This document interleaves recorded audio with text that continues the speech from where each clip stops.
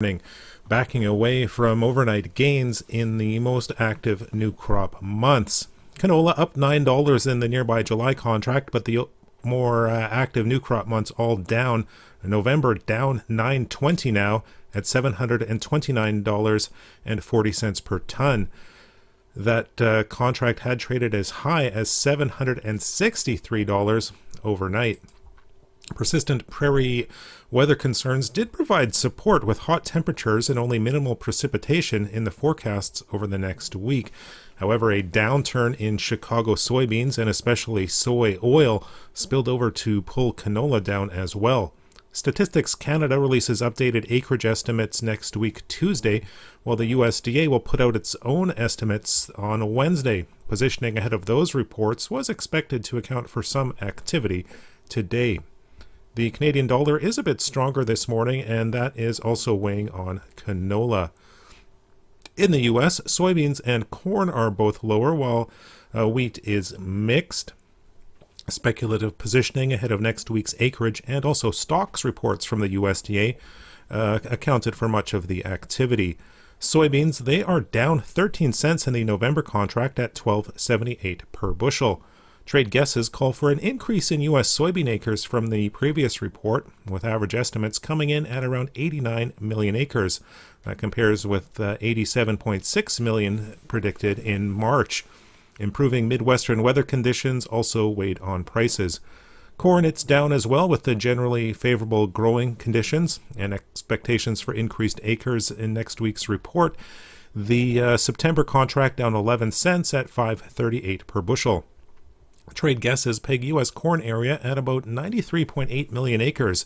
That would be up by over 2.5 million from the earlier forecast, as high prices and good seeding weather had farmers planting as much corn as they could. Wheat, meanwhile, is mixed. Minneapolis spring wheat still holding on to gains, while the winter wheat's all lower.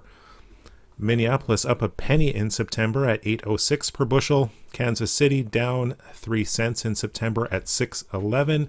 And Chicago wheat, it's down 9 cents in September at $6.42 per bushel. Persistent drought conditions in the spring wheat regions supported that market, while the advancing winter wheat harvest weighed on Chicago and Kansas City prices. However, rain delays in some parts of the U.S. plains were a bit supportive. That's a look at the ICE futures and U.S. markets for Friday, June 25th. In Winnipeg, for Markets Farm, I'm Phil Franz Workington. Spring is here, and so are the savings during New Holland's Spring Drive Sales event going on now at Butler Farm Equipment in Fort St. John. It's a great time to get the New Holland equipment you need for a new season and work more productively than ever. Limited time 0% financing and cashback offers are available now on select New Holland tractors and hay and forage equipment. Stop by Butler Farm Equipment in Fort St. John today, because just like spring, Spring Drive savings won't last long. The opinions expressed during this show do not represent those of this station. If you've missed any of this show, you can follow the podcast at energeticcity.ca. Now, an in-depth look at the news and information shaping our community. This is Moose Talks with your host, Doug Craig, on Moose FM. Welcome to the show. Well, today we're going to hear from both sides of a very public conflict between the City of Fort St. John and the North Peace Cultural Society on the city's announcement last week that they will be taking over management of the Cultural Center. We'll be joined a little later on to hear their side of the story from the North Peace Cultural Society Chair, Connie Surerus. But first, to give the city's perspective on the issue, we're joined now by Councillor Trevor Bolin. Mr. Bolin, welcome back to Moose Talks. Thank you for joining us. Thanks, Doug, for having me. You're very welcome. Well, why don't we start first with a brief kind of overlook of how council came to the decision to take over management of the North Peace Cultural Center. How long did this process last? So what kind of debate was there among the councillors?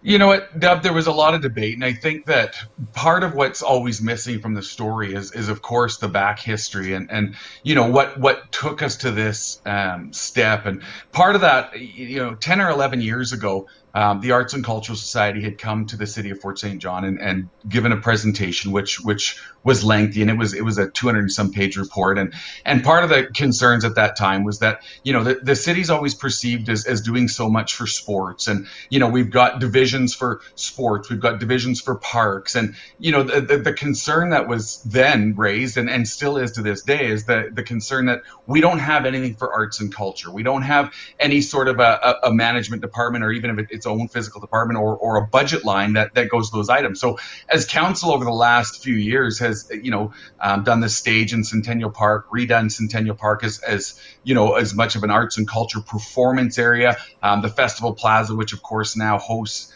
every weekend of the farmers market and in that arts and culture scene as well. It was really something that we looked as to how we could grow this, and how could the city of Fort St. John create a department and a management team, which was just, I think, released yesterday on the city's Facebook page, that we're currently hiring an arts and culture management component, as well as an entire division, and having a budget that goes towards ensuring that arts and culture is widely utilized and spread throughout the community. All right. One of the things, and we're going to talk about a lot of them, but one of the things that kind of came up as part of this was the 12-month notice of termination that the Cultural Society says was part of the agreement, at least the former one, because you guys were still sort of talking about a new one anyway. Why wasn't that 12-month notice given, at least to the satisfaction of the Cultural Society? From the discussions that we had at the council level, that 12 months was certainly in the prior management agreement, it's very similar to if you're on a 1-year lease as a residential tenant. To put it into perspective that some people understand and grasp. When you're in that 1-year lease, and that lease, 2-year, whatever, but that lease comes to an end, it switches to a month-to-month agreement. So, part of that month-to-month agreement then becomes a 30 or 60-day notice when you're looking at it as far as being a renter or commercial tenant. So with that existing management agreement expiring in 2020, that 1-year notice clause was part of that agreement, and therefore that agreement had ended, and we were on a, if you will, month-to-month arrangement for the facility. All right. Milo McDonald and Mayor Ackerman also both wrote and released letters earlier this week. There's been many since then, but anyway, these ones detailed the case the city has against the North Peace Cultural Center. Why weren't these damning indictments made public right away when you could have included it in, for example, the original press release that said you were taking over the management, which honestly just said that that's what was going to happen and that you were sorry about the kind of situation and all that, but gave really no proof until later when it sounded, or it seemed like there was a bit of a public outcry over the mystery of why this was happening?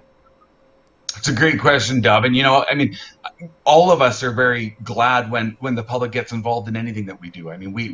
We as city council, our job is to listen to people and make decisions based on that. And, I think it was just as the notice was given and that was released, I don't think the intention was ever to, release more, as you mentioned with those last press releases. It was letting the Cultural Society know that this was the intentions of the city going forward. And then I think as questions arose from both the society and from public, because we've got emails and comments on both sides of the spectrum, it was about providing more additional information because more people were asking. And going forward, something you're going to see coming in the next week is Cameron Agee, for an example, is going to be reaching out to all the existing, previous, and future users of the facility to work with them to understand what their needs are going to be going forward from there as well. So, and that comes from some of the comments we've heard from the user group saying, what about us? What happens now?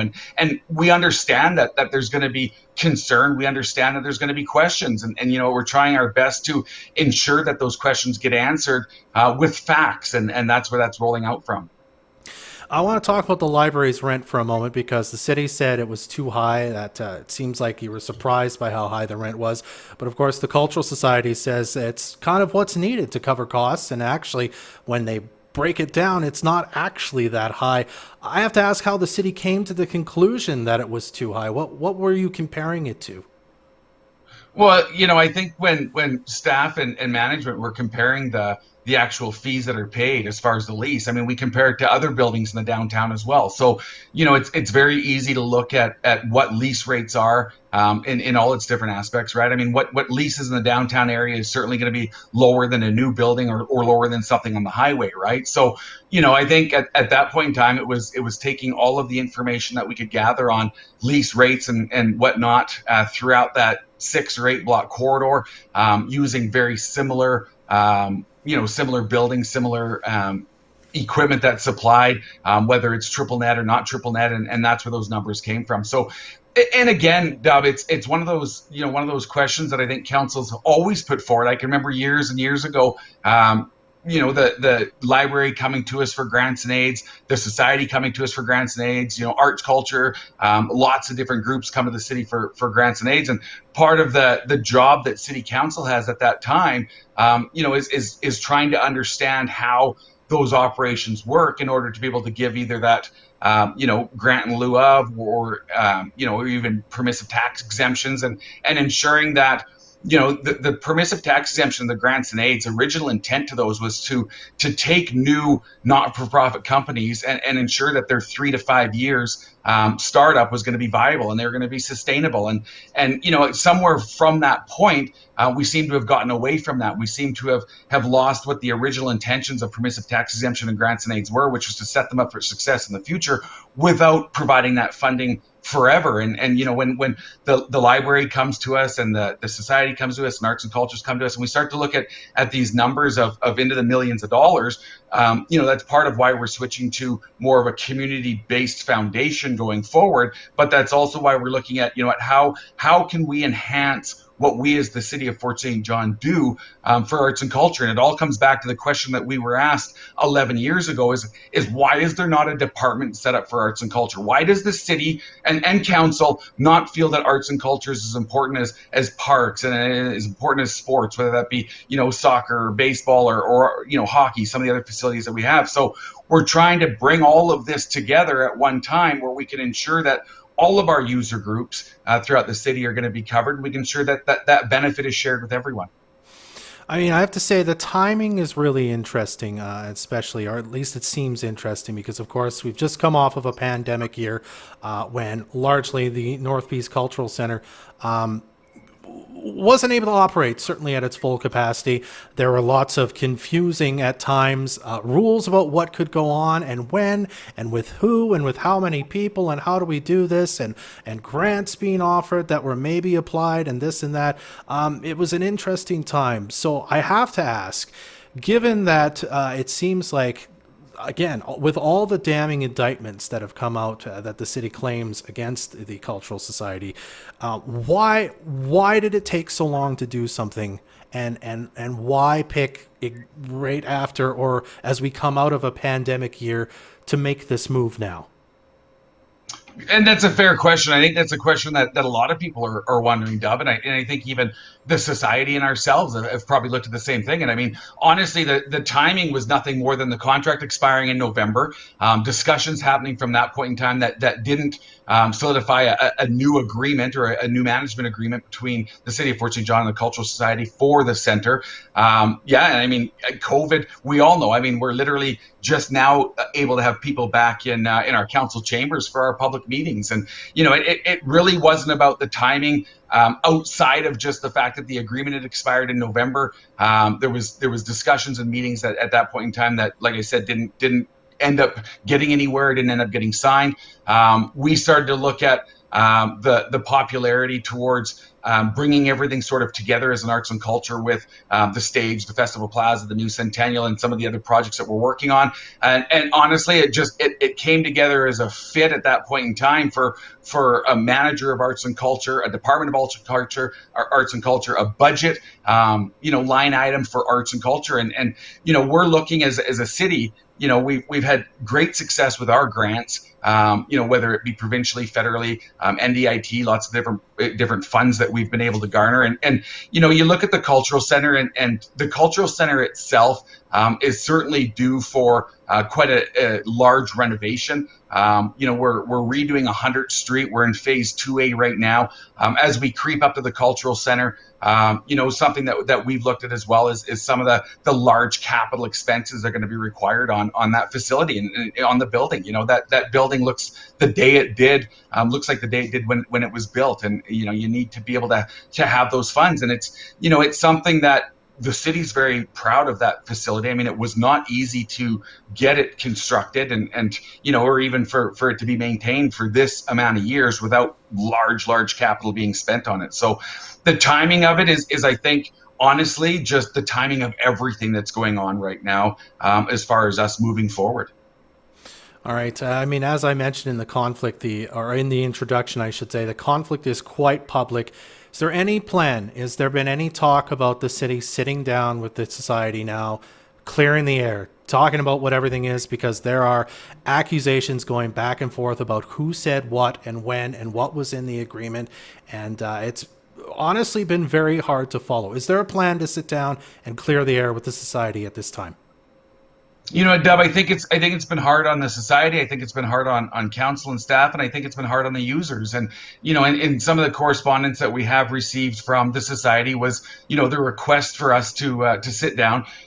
We certainly would look forward to the society coming to council, especially now that we can have our open meetings again and public can attend and they can actually delegate or come as a delegation to us. And at no point in time was the intent, I feel, that to ever throw mud or ever make it this great big the kind of messy story that's come into that we see in the in the media or on the front pages of what's going on right now. And I think I speak for all of council when I would say that we always love to have delegations and meetings with societies, with user groups, and that's part of Cameron going out next week to touch base with users, both current, past, present, future, and ensure that this conversation continues to roll. So yes, I mean we would certainly like to ensure that there's more communication around the operation and around the future of the center. All right, we'll have to leave it there, Councillor Bolin. I thank you for coming on the show today to talk to us about this. Have a great weekend and try to stay cool in this heat wave. Absolutely good advice. That's Councillor Trevor Bolin with the City of Fort St. John. We'll be right back to talk with the North Peace Cultural Society Chair Connie Surerus on her point of view on all this, right after this on Moose Talks. Listen to over 500 radio stations from anywhere in Canada with Radio Player Canada, the must-have app that's as Canadian as you are. Smart, lovable, easygoing, fits in anywhere. From early morning hockey practices to late night after parties. Enjoy every type of radio station, anywhere, anytime. Listen through your phone, Sonos, Google Chromecast, Google Home, Amazon Echo, Apple CarPlay, and Android Auto. Download the Radio Player Canada app today. It's where Canadian radio plays. Stay and play at Farmington Fairways. With over 60 sites in their beautiful tree-lined RV park and campground, Farmington Fairways offers awesome stay and play packages, including green fees or unlimited golf on their family and beginner-friendly course. Plus, join them for 9 and Dine Fridays from 3 until 7 at their full-service restaurant. Farmington Fairways, 10 miles north of Dawson Creek on the world-famous Alaska Highway. Group camping also available. Find them on Facebook or visit farmingtonfairways.com. Oh, I can't believe it's been a year with my new family. Thanks to Friendly Pets, I have the best comfy bed and toys ever. Who would have thought there would be a pet park in the neighborhood? I must be dreaming. Life is great. Your pets are family too, and they deserve the best. Friendly Pets feels the same way, and that's why they carry a wide selection of toys, clothes, food, treats, and carrying bags for any sized pet. Friendly Pets, right beside the Culture Center. Check them out on Facebook or friendlypets.ca. Your vehicle has worked really hard for you. From helping you take the kids to school to you showing it off to your friends. It definitely deserves a break with Moose FM's dirtiest vehicle, fueled by Murray GM. Enter now at moosefm.ca and you could win a free detailing package from Murray GM in Fort St. John. We will pick a new winner at the end of each month. Moose FM's Dirtiest Vehicle is fueled by Murray GM. A gift in your will or estate to the Fort St. John Hospital Foundation allows you to support the purchase of medical equipment for the Fort St. John Hospital and Peace Villa. Talk to your financial advisor or speak to Nikki Hedges at the Fort St. John Hospital Foundation about leaving a lasting legacy by including the foundation in your will, so that your loved ones will always receive the best health care in our community long into the future. Visit their website for full contact details, fsjhospitalfoundation.ca. If you feel like you're drowning in debt, just know you aren't alone. The licensed insolvency trustees at Beverly & Associates have helped over 10,000 people in northern BC put debt behind them for good. They proudly live in the north and have been helping the area for over 25 years. Consultations are always free, whether it's over the phone or in person. A fresh financial start is closer than you think. Visit debthelpbc.com for more information. We are Beverly & Associates, and we can help. Watch this show live on Facebook or download the podcast at energeticcity.ca. Welcome back to Moose Talks. I'm Dub Craig. Now to hear the society's side of the story. We're joined now by North Peace Cultural Society Chair Connie Surerus. Connie, thank you very much for being on Moose Talks today to talk to us about this. Good morning, Dub. Thank you for inviting me to Moose Talks this morning. You're very welcome. Let's get into it. I think I'm going to use the word blindsided might be the right characterization of how you and the society reacted when the city announced suddenly, just about 2 weeks ago now, that they were going to take over management of the North Peace Cultural Center. And I think it's been characterized as them sort of acting in bad faith by making this decision behind closed doors without, without really consulting you or saying why they were going to do it until the letters came out earlier this week from the mayor and Milo McDonald, CAO. How aware were you at all that there was maybe anything up with the city other than that you still didn't have a new agreement in place, considering the last one kind of ran out on November of 2020? Yeah, I just want to back up just to first talk about the November agreement. Sure. Councillor Bolin had just said that around the timing of the issue was because the November 20th agreement had run out and that we were in new negotiations, which was true. I mean, they actually presented to us in December a new agreement, a new draft management services agreement for a 5-year term. Mm-hmm. But prior to that, actually, they did not follow the processes. They should have had started negotiations on the new agreement prior to the agreement running out. So they should have started this time last year is when it should have started. And we didn't, I had a brief discussion with the former director of community services back in, I think it was August, September, and she wanted to talk a bit more about cultural services, and she wanted to form a committee. And then she was let go, and there was no further communications until actually after the agreement ran out, and then we were presented with this draft agreement. I started working with the now current Director of Community Services in January and February through emails and phone calls, just going through the agreement. And it was similar to our current cultural services agreement.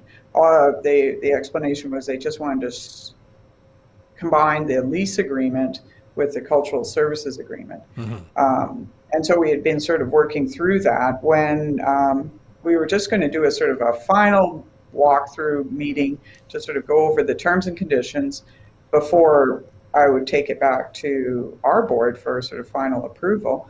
When she sent me an email telling me that the mayor and the CAO wanted to join our meeting. So I asked Margaret May, who's also on our board and has been on the board with me, that we've been on the board for the same length of time since end of 2014. Mm-hmm. And we've, under our cultural, we've always been attending these sort of twice yearly meetings with senior management from the city, like the city manager. Prior to it was Diane Hunter that we would meet with. And so then they came into our meeting, and then they started talking about how they felt we shouldn't be in the sort of building management business, that we should focus on programming, that, it's just detracting, and that it makes more sense for the city to take over the operations of the cultural center. We were a bit confused, and then they said, well, the library is having, financial difficulties, and, we're trying to help. We think this will work better because then we can have two separate agreements, one with the library and then one with the cultural society. So we were more confused. We didn't understand, well, how is this going to work? What are we going to be doing? And, okay, yeah, the library has issues. Yeah, absolutely. They've been underfunded. So certainly we want to help the library. So we were trying to understand, how is all this going to happen? And they were saying, well, we'll take over the operations of the center. Okay, and then I said, well, how is the rent? So we'll be still doing room rentals and theater rentals, right? Oh no, we'll take over that. And I remember asking, well, then are you going to be hiring a theater tech to do the theater shows? Well, and they kind of went, oh, well, I'm sure, you could probably just contract that out. And I mean, no, it's a little bit more than just flicking on some lights, this is a little more technical. So we came out of that meeting not sure what exactly they were asking for us, because on the one hand, they were going as far as, as minimally saying, what, maybe you guys can be more of a consulting board that can consult on, what sort of events can take place at the new community stage or the festival plaza. We could ask, for your input on that, to almost saying we'd be running the center the way we are right now, and various things in between. And so we came out of that meeting not really knowing what was going on. And so then we, and lots of questions, and the director of community services said, yeah, well, we'll be in touch with you to, work out the kind of the operations and how that works. And one of the other things that was brought up, the CAO kept asking us, well, how quickly can you transition? I'm thinking, transition? What do you mean transition? We don't even know what you're asking us to do. Transition from what? And so there was nothing presented there. There was no plan. There was no sort of indication, if they had wanted to depart from the agreement that we had just working on and wanted to do something different, then why didn't they present it? Why didn't they lay out a whole new agreement that with dollar amounts attached that we could then say, and responsibilities and terms and conditions like you normally have in an agreement, and say, okay, this is what we're interested in presenting to you and proposing to you, and then we could review it, we could cost it out and see, what makes sense for us, what works for us. I mean, we have responsibilities to our staff. And so then we met with after that, we met with the CAO on 3 separate occasions, and it became clear, definitely by the 3rd meeting, after I had suggested to the CAO that if the least disruptive process would be, and to help the library because of their shortfalls, that if the city took over, what we pay to BC Hydro and to Pacific Northern Gas, mm-hmm. and to city water and sewer and the garbage collection and the telephone and the cable, if they paid even just those utilities, they took that over, that would cover off, we could then be fine without not having that rent revenue.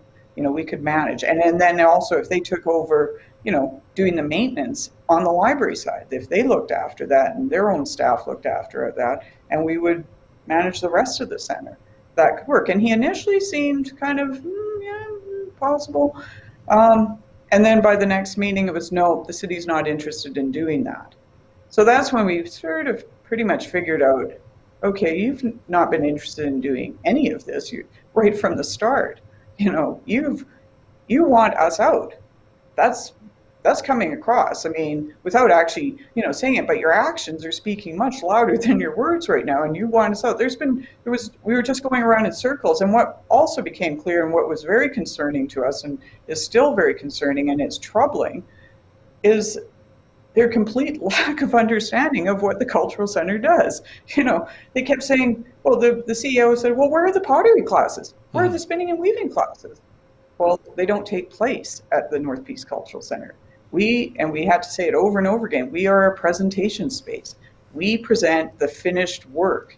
We're not the creators. We're not the ones that create the content and that. We present and we support artists in their role of when they want to present a show or anything like that. We work with artists and we've adapted, especially during COVID, with our staff, found grants so that we could buy updated equipment so that we could do the live streaming. So it's a sort of, and that's where I think why so many people are kind of confused. What on earth are you going on about? And so that was confusing because they didn't seem to understand what we did, and this sort of notion that we don't have anything on our website. And we kept saying, well, it's a pandemic. We're not going to book a show that may or may not take place and then have people buy tickets to a show that we're just going to have to turn around and refund, which we've already done with everything from Rex Murphy to, the dancers, and their dance recitals last fall. So I'm sorry, Connie, I'm just going to interrupt you. I just want to quickly get to a few of specific kind of claims the city has made about you and ask you to respond to them. And you've already kind of talked about a few of them. The documents thing, the city said they'd asked you for documents, backing up this, that, and the other thing. I mean, you spoke about it. It was confusing as to what they wanted. Is that why the documents weren't getting to them? No. Okay. Under the Cultural Services Agreement, part of it was there's quarterly meetings between management, our management and their management. And we had to produce financial reports and KPIs, key performance indicators, which was around room usage, how many grants we applied for, that sort of thing. So those have been going on quarterly. And then the CAO asked for more information, which I was gathering. And, and I was putting together, because a lot of it was financial stuff, and we were trying to gather it all together. And yes, I was delayed in getting it to him. But the thing is, he has access to all this information. It wasn't that this was new information. This is information that we've been providing quarterly since, the beginning of 2016. So, I fail to understand why suddenly that was an issue. And the thing around the list, he wanted a list of, of our user groups, because I said, well, you should actually, talk to our user groups, because he was bringing forward, well, you cost too much money. And we said, well, like for, some of the groups saying, oh, well, you cost too much money. Well, what do you mean by that? And I mean, we're not the right space for every group, because most groups need, what they actually need is studio space. And that is in short demand in this community, affordable studio space for many of the groups. So we were putting together the list, and I also, and all of our operations manager, he was getting the list, but before he was going to send it, he wanted to contact all the people on the user groups just to get their permission that it was all right to share their contact information.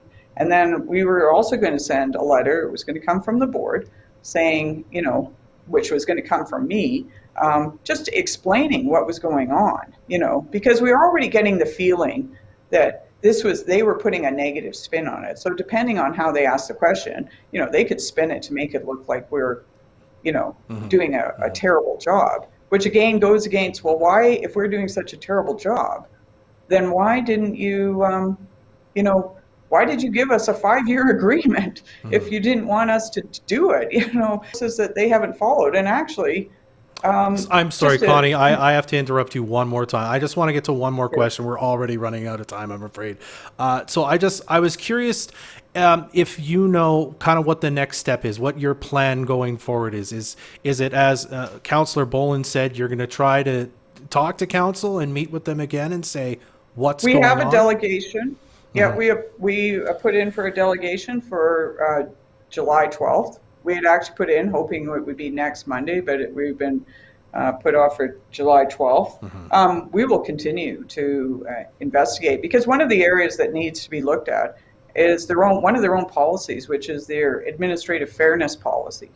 They have not, looking at this, they haven't even followed their own policy in terms of, how they've made their decision and how open and transparent they've been about it, because they aren't. And this whole business, I'll tell you, I'm getting texts saying, well, this is interesting, this whole thing about how we want to help they're so concerned about the arts and culture. If they wanted to do this, well, why weren't they talking to the Arts Council? I mean, it was the Arts Council that presented that report, in 2009. So if they were so concerned about the arts, wouldn't it make sense to actually talk to the people that are involved in the arts? This is the part that I find most annoying, is this kind of unbridled arrogance of the city to think that they're the only ones that can actually manage any of this. Oh, we're now going to fund the arts more fully, but it will have to be run by us. We're going to decide what's important. And basically just blocking the arts community out. I mean, this idea of suddenly, okay, well, they're going to talk to the arts community next week.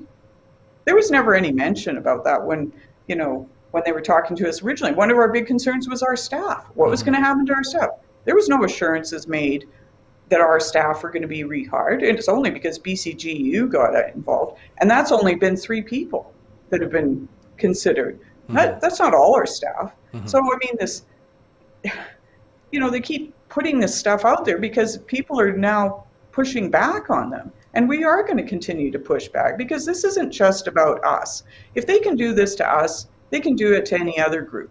And I would be very hesitant to enter into an agreement with the city based on their lack of process, that they don't even follow their own processes. And they're trying to get around this 12-month notice, which it doesn't matter that it lapsed. And this idea that we're just like a tenant in an apartment, I mean, good Lord, is that how we're so devalued that our services don't matter? That they can just do this? It's, and I mean, I'm not even going to get started about how it is for a taxpayer. We're going to see increased tax costs, so of course, and they don't seem to be particularly concerned about that. So they're kind of talking out of both sides of their mouth right now.